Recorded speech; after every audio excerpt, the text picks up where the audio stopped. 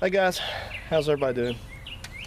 Well, I just got in the last bit of my care packages from Rock Auto, and I thought we would just take a look at this and see, number one, what we got in. Everybody likes to see parts to come in, and then second of all, I thought we would kind of compare and contrast how much I had to pay for this offline, off the internet, online, whatever. You know what I'm talking about. That thing you type in, and we even have it down here in Alabama. You know, it hooks up to the phone lines and it gives you information and stuff. Well, that thing. You can get on there and order stuff. But anyway, I bought a quantity of items I needed for that Plymouth over there, that Grand Fury. And so what I did was I ran off a copy of my order, marked out all my private information so you can't see that, and then I got on real quick. I got on the internet and price compared, like AutoZone down here in the corner, and then I had to go to Advance for another thing, but I'll show you that.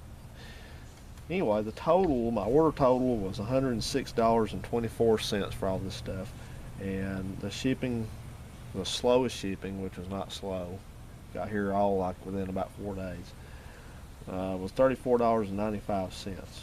And you can, if you want it here faster, you can pay for it to be here faster.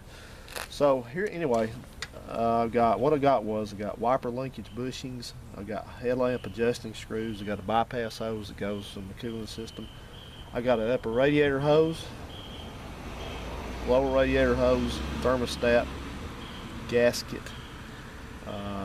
2 low beam headlights, 2 high beam headlights, 6 oil filters, and I'll show you why I got 6 oil filters, and a thermostat. So let's take a look here first. This box has got the headlights and some other stuff in it. These are my, I've conveniently written on here because I've already got one out of here and used it, so I keep the box. But this is a Dorman wiper linkage bushing set. It's just a box of bushings by themselves. And there they are. That's these son of a guns that they use in the wiper linkages on all these old motors. And they rot out and break and come apart. So anyway, the parts store sells this is what I call a it's like a contractor pack, but it means you get, like, there's 10 in this one. But if you just waltz in there and go up to the shelf and look for these things, you really get screwed hard on those, because Dorman also sells a variety pack on the shelf that's what they call a carded, means it hangs on a peg. They sell this thing, and that variety pack, which has got 2 of these in it and all kinds of silly bushings for wipers of some cars you don't even own probably. They stick you with this thing for $8.49 for that variety pack. So I've got a whole drawer in there where I ended up, before I knew better, bought a couple of those to get 4 Mopar bushings out of them. Don't ever do that, and I will never do that again, because when you buy these things in the quantity of 10, they're 51 cents each. So this box cost me $5.10, and that would have been $8.49 at the parts store. Next thing up is I got a thermostat. This is just a regular old 180-degree thermostat, and this is a Superstat 180-degree. 45358 is the part number, and these are made in USA. Is probably one of the best you can get for the money, I think. So the parts store really doesn't carry many Stant thermostats. It's real hard to find those around here now, because I know AutoZone doesn't carry them. AutoZone carries a fail-safe, which is one of those, I don't know who makes that, maybe these people, but they carry a fail-safe, which means if the thing, I don't understand that, if it opens all the way, it somehow detects if it's overheating and it locks open. I can't tell you when I've ever had a thermostat actually stick closed on me. But anyway, that notwithstanding, the closest comparison I could find was a Duralast, and I'm not sure who makes Duralast thermostats now for them. You know, somebody else makes them. There is no company that makes things called Duralast. They just put their name on it. And that was $6.99 at the parts store for that thing. And this Sant Superstat was $4.06. Alright, here's my headlight bulbs. Now, I got kind of concerned because these things say standard. I thought, oh boy. But the picture on them says halogen, but you take the bulb out and in the center it just says sealed beam, but they are actually halogen. They are halogen. So I got 2 high beams and 2 low beams. And I don't know if any place around here sells Phillips headlights.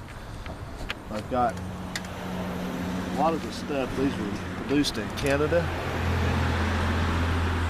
No problem at all, it's North American. How many people don't realize that Canada is part of North America?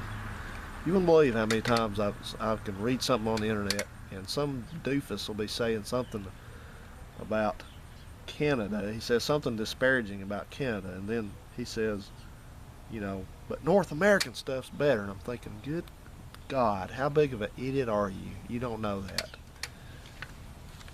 A lot of people in this country, in the United States, that really don't know SHIT about SHIT. They don't. But anyway, so those were made in Canada, so we got a lot of French instructions and things like that on them. No problem, they work fine. So the closest thing I could find would be standard Sylvania headlights, and at the parts store they are $10.99 each, so $45 worth of headlights to go get them at the parts store. These were $4.45 each, so 2 of them were, well, one of them was $4.45 and one variety was $4.54, so 2 of them were $8.90 and then 2 of the other ones were $9.08. So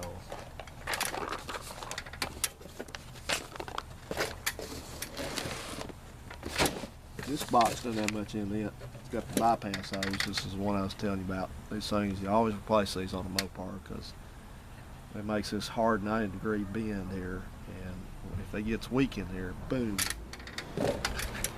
And that thing, I didn't have a comparison. I could have looked a little bit harder, but Advanced AutoZone didn't show one, but I'm sure they probably carry one. But that was a Gates bypass hose, $4.79 from Rock Auto. And then this is a, I like the way they wrote this on it, Gates 33624, but it's the right one, I can tell by looking at it. And this thing was, well, the comparison, the water seal, a Felpro, one of these at the parts store was $2.29. For this one, I paid 24 cents for this thing.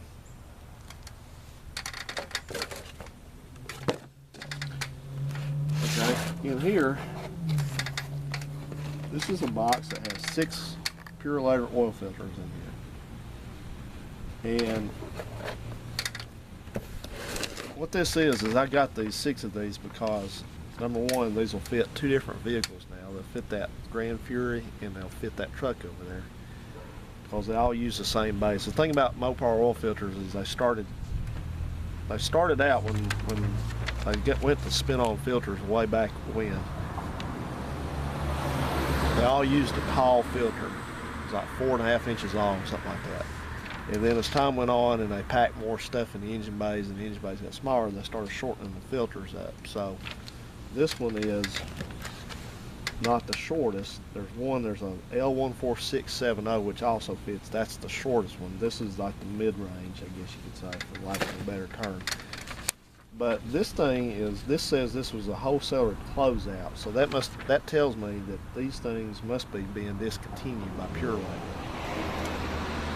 Because when I went on the Advanced Auto Parts website, who carries Purolators, all they carry now is a 14670.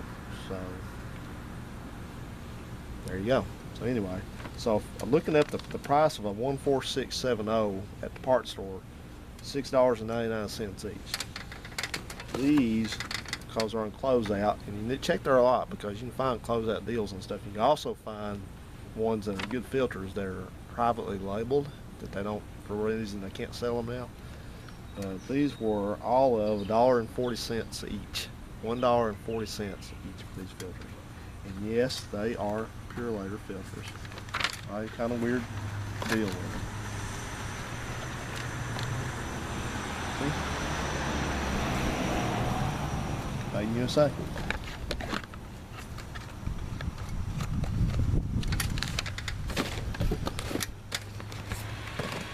Oh dear. Hope you can hear me. Alright, this box has got my radiator hoses in it. This is the lower hose. This is a Gates hose that you have to order anywhere around here now. You believe this? They don't carry one in stock anywhere anymore. That's no problem. Closest comparison I could find to this was a Daco. And Daco was $13.49 for theirs. This one costs $7.25. Here's the upper hose. This is also a Gates. The comparison again was $13.49. This one costs $8.99. And here's another big screw over. These are these headlight adjusters that hold the headlights in place. And you can get these, but you have to order them, just like I ordered these. These are specific to Chrysler, 1994 back to 1978. And there's 2 in a pack. And this exact number, 42188, is what I ordered. If I went to AutoZone and got this thing, would be $6.99 for a pack of 2. Alright, well, I needed 8 of them. I didn't need 8, but I'm going to replace all 8 of them. These were Rock Auto $1.81 per 2-pack because we got them in quantity. You got to watch on there. Sometimes if you don't mind to order a little bit extras, you know, a greater quantity, you get a better deal on them. They do like a little drop-down menu. So there you go, guys. You all can make your own conclusion, draw your own conclusion about whether it saves you money. I think, you know, you got the shipping in there with it, so it's going to be close. But you know, overall, you're really able to get, if you shop carefully, you're able to get better quality parts at a better price. You know, in the end, you may, like I said, you may not be saving a whole lot, but this is kind of enlightening because this tells you how much this stuff actually costs. These people that sell them, these resellers, you know what Advance and all the rest of the parts stores are? They're basically just resellers. Somebody makes these, somebody makes all this stuff, and they stock it in the warehouse, and then these people buy it to stock their warehouses or distribution centers. But the problem with that is it's like anything.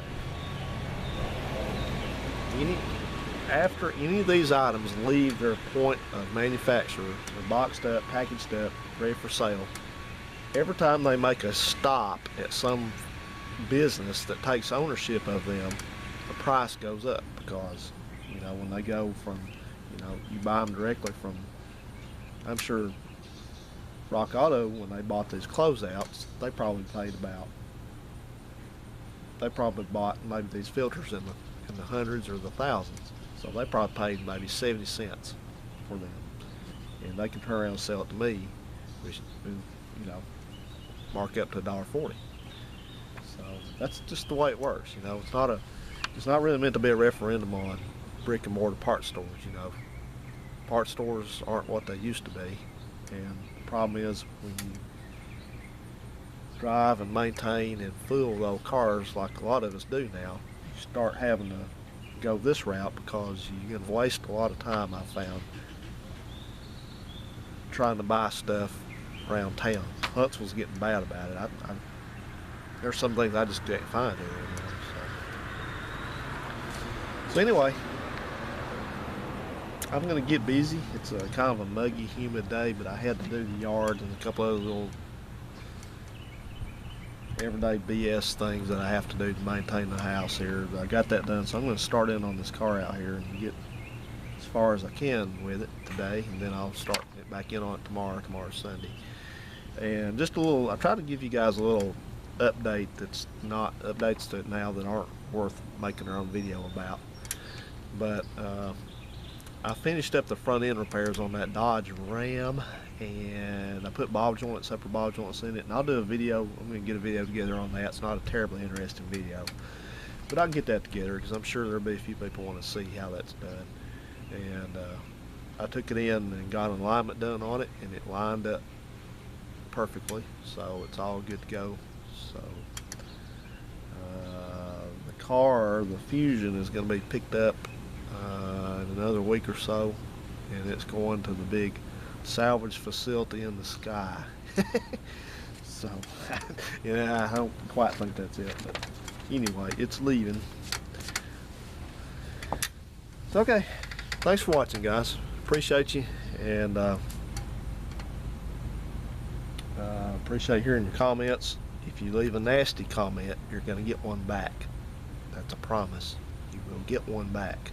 So take care, everybody. Bye.